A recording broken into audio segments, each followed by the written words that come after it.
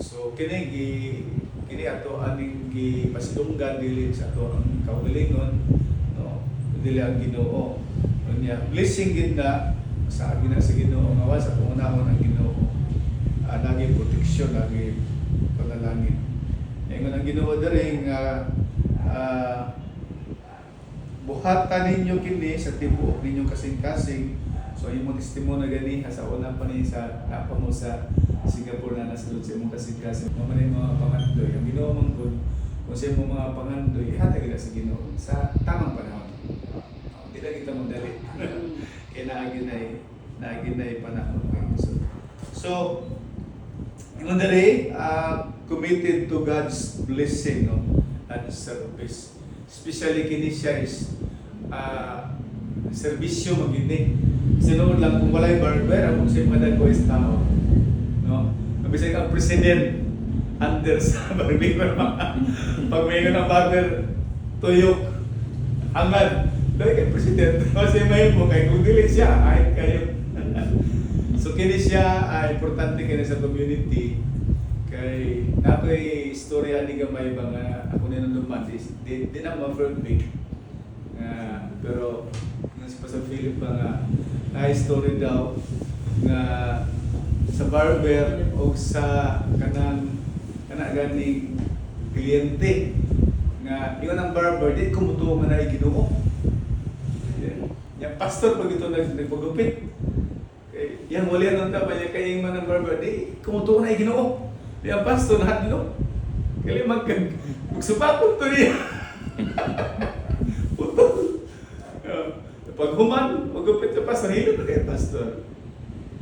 Hindi man siya mutulay na ginawa, alam supapot niya. Pag magupit, sa kasing tingog. Kita man siyang tao dito nga, pati yung bulingita, bayan taas kayong buhok. Ingo na yung pastor, kapag sa pastor, sa ako di kumutuong na yung barbero. Yan na. Ano man?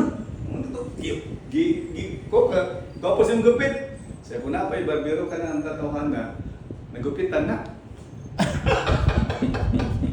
Sa ang punto yung nani. Kung na. Na yung mga tao dili mo ito Ginoo. No? Kay lagi.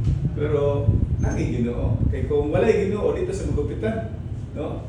Praise God. Sumuna nga importante gid kaayo nga ato gyud naman ang Ginoo. Kay siya man gid ang dili ni negosyo, no. Kay kita man gud mga Kristiyan, murag wala na siya ba murag gani vehicle lang di ba para punta mo kasi sa pulong sa Ginoo. Di ba? Kay di ba sa pagditang wali kung madayag sa to ang sa to ang panagbuhay, sa to ang attitude sa kinaiya, ang tao mismo mo na namin sa mga uban na gusto mo abi. So ang kini siya dili lang kay business, no. Kay kinigibiyan mo gid sa Ginoo, managilingon nato nga may partner nato ang Ginoo sa tong business. Dapat ang ang kanaganing ang surrounding ba. Ano pag surround ba niya ko wow, kami ba? Sa mo tanay mga sounds diri nga di ba? So wala siya atong i-partner ang Ginoo. And then karon ato ni halad sa Ginoo kini nga barbershop. Barbershop Block 31 kay na ay meaning. Nagwali pa atong Domingo nga ang topic nato ato Bible ba. Kung ang jurisyo di ay. Ang meaning niya is dedicated to God. May nalang bahalag pa itong pangalan pero na yung meaning. So muna hindi ang barbershop was mana sila sa kanan 31 no. So number siya to ganahan mo. That is si meaning. Okay? So atong gihalad sa Ginoo ni siya tungod kay iyang ginis Ginoo. Okay? Yeah, hopefully nga dili lang ni dili na siya okay.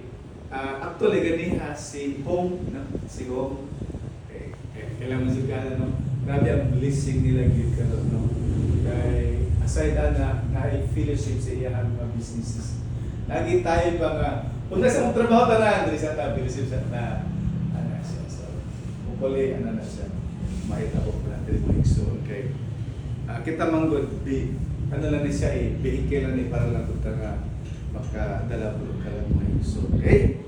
So ato i-dedicate ni sa Ginoo kini establishment aron diri magamit niya atong gunitan tanan no niya o declare ta og blessing